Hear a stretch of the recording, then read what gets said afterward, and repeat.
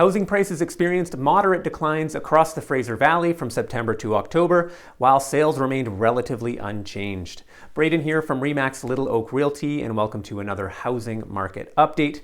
We still have central banks in both the US and Canada keen on hiking interest rates in order to combat inflation, and this is still putting downward pressure on prices, although it feels like it's starting to taper off and we may be nearing the bottom of falling prices. In fact, we did have the vice chair of the US Federal Reserve stating that they may be hiking rates at a slower pace in the future, although that remains to be seen.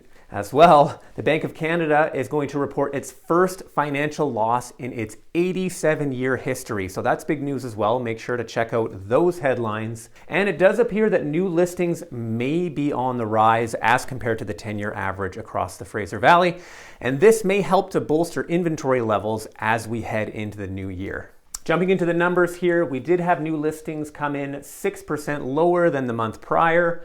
And we are still 10% below the 10-year average. Although interestingly enough, like I mentioned before, this number is starting to increase. We were at 20% below the 10-year average in August, and now we are at 10% below. And it does seem like the new listing intake is starting to increase with time. Sales came in 2% above September. We do anticipate sales to increase between 7 to 12% from September to October in a normal year. So this is certainly less than we would expect. However, when you consider where we are with demand as compared to the 10-year average, we're some 42% below. So that is a big number. Inventory levels fell 9% month over month, and we are 20% below the 10-year average. This number has been declining since June. We were at about minus 5% in June. Now we're at minus 20%.